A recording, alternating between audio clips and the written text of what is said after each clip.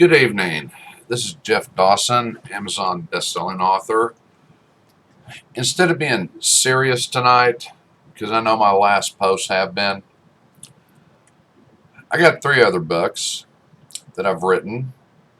One is Do Your Damn Job, which is a hard-boiled look at management techniques. It's a retro book because I use techniques from the past that can apply today, but people are too scared to do it. And we'll get into that later.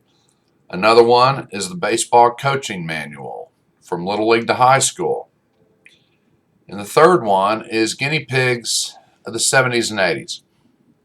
Now that's kind of a wide spectrum there, isn't it? You've got a management book, you got a baseball book, and you got a humor book. But I'm going to tie all three of those together and possibly, what do I got here? 7 stories I'm going to tell. And I might let you know what you can learn from it when I'm finished with the story, or you can figure it out for yourself. That's kind of up to you. We're going to start with baseball first. I have been a player. I tried it at Oklahoma State. My arm blew up, my elbow. Horrible case of tendonitis of all times to happen. So that didn't work out, but I didn't give up. So I coached it. I coached my kids. And I umpired it. And then I wrote 2 books on it. But I got some real good lessons here. Because in the management book, you need to be prepared, right? Okay. Now in baseball, as an umpire, you get to see all types of crap on the field. And you get to hear some of the most ridiculous stories and arguments that it just blows your mind. Go, really, are you just that stupid if you've not read the rule book? And this is one of them. I was umpiring a game down at Rivershawn Park in Dallas, and a coach did not appreciate a call I'd made. Sadly, I don't remember what it was, but he was giving me hell. His team was batting. So when the third out was made, he comes walking around and he's still running his mouth. And I said, you know something, Coach?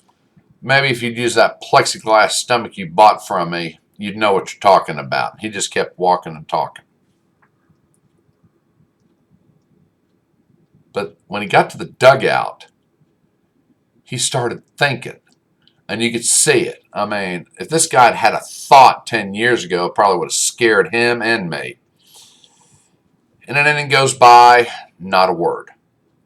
But he's not talking. He's not mouthing anymore. He's thinking. He's trying to figure out what I said.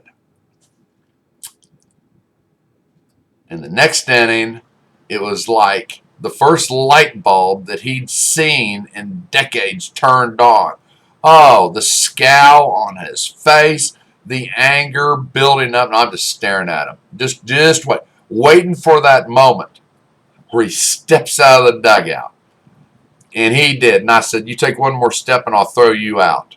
I know what you said to me. I said, it only took 2 innings. Boy, you're pretty smart. Well, I'm going to call your boss and I'm going to do this. And I said, you can call him anything you want to. But the bottom line is, Coach, you didn't know the rule. You were wrong. And you know, I do sell a windshield wiper attachment for that plexiglass stomach. Excuse me. Needless to say, he and I didn't have any more intellectual debates during that game. Bottom line, he didn't know the rules. How many of you in management don't understand the procedures, don't understand the process? If you're going to be a manager, you've got to know the procedures and the process. Okay, the next story, my youngest son, Sean, was on this team, and they were just a mishmash of I don't know what. The head coach didn't know what to do with this team. In fact, he one day said, I'm going to be out of town. Who wants to handle the practice? So the other assistant and I, we agreed to do it. This team was a mess. They had divergent personalities. They all played as individuals, not as a team. Well, we cleaned that up. But in the process of cleaning it up, my nose itches.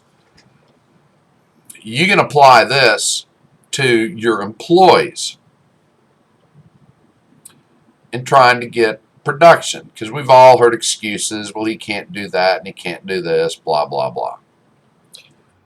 Well, I had a pitcher, Eric, and catcher was Mike.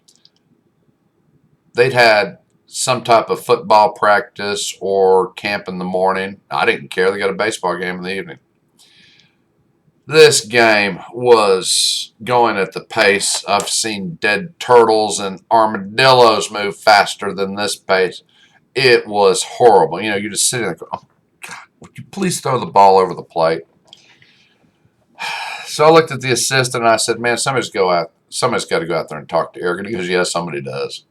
I said, okay, I'll do it. Now, what had happened, Eric had yet to throw the ball over the plate. It was a walk fest. It was a merry-go-round. I mean, there were players in the outfield sitting in their chairs drinking Cokes. The game was so exciting. And I come walking out to the mound. I get about halfway there. Mike's just standing there huffing and puffing because the backstop was about 25 feet behind him. He has chased every pitch. At least 4, if not 5 runs have scored on walks. So that's 20 balls plus the 3 guys on base. So there's 32 pitches that Mike has chased. I mean, he is worn out. I didn't care. I'm walking out. I said, you see me walking out to the mound? He goes, I said, get your ass out here. We come out, you talk. You come join the discussion. And I get out there, and Eric, he was a good kid, but he was a whiner. Just, oh, my curveball won't work. My knuckleball. My fingers hurt. I got a torn hangnail. I'd heard it all. I guess the other guy and I had been coaching this team now for about 2 weeks. Hadn't really addressed the whining part. Well, here we go. And I get out there, and the first thing Eric does is, man, I can't. I said, I don't give a damn. In fact, just stop talking, okay? Here's the deal. As it stands right now, the whole team is asleep. Hell, I think somebody's out there on a cell phone trying to set up a date for tonight or something. You have put the whole team to sleep. You understand that? I don't want to hear about your curveball. I don't want to hear about your knuckleball. I don't want to hear a damn thing because, son, ain't none of it working. Ain't none of it going over the plate. Mike is chasing every pitch, every pitch. So here's what we're going to do. You are going to throw the ball over the plate. Not tomorrow, not the following day. Tonight, you are going to throw the ball over the plate. You got that? And here's how you're going to do it. I don't give a damn if you throw that ball right down the heart of the plate and they hit 13 home runs. At least something will be happening on this field. Do you understand that? Of course, he's looking at me like, nobody talks to me like that. I said, oh, you need a Kleenex. Are you going to cry? Shut the hell up. However, here's the penalty if you don't throw the ball over the plate. Mike, the next pitch you have to chase, here's what you're going to do. You're going to chase the ball. You're going to come up to the plate because we already know another run's going to score because Eric can't throw the ball over the plate. You're going to look at the umpire. You're going to call time. You're going to walk out to the mound. You're going to take that steel cleat and you're going to kick Eric in the ass with it. Then and only then will I take him out of the game. Do you understand me? And Mike looked at me like, do what? I said, I'm serious. I am sick of you having to chase every ball because he's got a hangnail or he's got a blister on his pinky. He's going to throw every pitch to you or he's going to have your cleats in his butt. You got it? I looked at Derek and said, do you think I'm kidding? And up until this point, I've been pretty easy with them as far as attitudes and all. Well, now it was time to address attitudes. You got any employees like that? Yeah, think about that. And the humorous part is Mike kind of chuckled, and I said, yeah, if I had a coach tell me that, I think I'd be laughing too. It's like, I know you guys are friends, but I'm telling you, next pitch you chase, you call time, you come out, and you plant your foot squarely in his ass. And you know what happened after that? We had a ball game. Mike never chased another pitch. Eric never whimpered and whined. He never complained, and I'm sure we probably lost the game. But that was irrelevant. They started playing baseball. They started producing. And it was something they could laugh about down the years later if they remained friends. In another game, I had this player, Philip, same team. He played first base. He always wanted to pitch. I want to pitch. I want to pitch. I want to pitch. Well, when it came to pitching, I had a rule of thumb. I'd send a pitcher and a catcher, and I'd say, you got to throw at least 8 out of 10 pitches to be a strike. They got to be strikes. If you can't do that, you can't get on the mound. He couldn't do it. He tried. He'd get up to 7. I said, 7 ain't enough. It's got to be 8. This was a really heated, contested game. I mean, it was back and forth. It was a one-run affair. We'd get up 1, they'd get up 2. We'd get up 1, they'd get up 1, or they'd tie it. Back and forth. We're coming into the 6th inning. Both teams are playing at peak performance. Just what a coach wants to see. We don't have to coach this game. We're just watching it, and we're enjoying it. And then I get an idea. It was so fast-paced, it's like, we're going to change the tempo. I looked at Philip. I said, take Mike and go warm up. Huh? I said, just take Mike and go warm up. Don't talk to me. Just go do it. And I'm kind of watching them, and I'm watching the game. And here comes Philip's dad. He and I got along pretty good. He goes, what are you doing? I said, standing here watching the game. What the hell does it look like I'm doing? I said, that's not what I'm asking. What are you doing? I said, I'm watching the game. Oh, are you talking about your son that's over there? Yeah, what's he doing? I said, it looks like he's warming up. What do you say? Dad, don't worry about it. Because Dad didn't really want him to pitch. So we make our 3rd out. Now we got to take defense. And I walk out there to the mound with Philip, and he's just kind of staring at me. I said, son, there's only one thing you have to do. And he goes, what's that? You're playing catch with Mike over there, right? He goes, yeah. I want you to play catch with Mike on the mound, and you will get the last 3 outs of this game. Don't think about it. Just do it. His pitches went right across the plate at about 50 miles an hour. It was watching slow motion. The first batter, if y'all remember the Bugs Bunny cartoons, when he's on the mound and he throws this loop-de-loop pitch, and it's 1, 2, 3, you're out. 1, 2, 3, you're out. 1, 2, 3, you're out. Well, that's exactly what was going on in this game. And the offensive coach was just screaming, slow down, wait for it, wait for it, wait for it. They couldn't. The game had been so fast-paced. Everybody was just, man, they were geared up for the fastball. They were geared up for the inside slider. They were geared up for that yawning curveball. But they were not geared up for a granny changeup. The first 2 batters struck out. And, of course, they're walking away, hitting their head helmets with their bat. Until I couldn't stop. The 3rd batter, he actually was able to slow down a little bit, and he wound up hitting this weak ground ball. And we did win that game. I do remember that. No, the boys won the game. I didn't.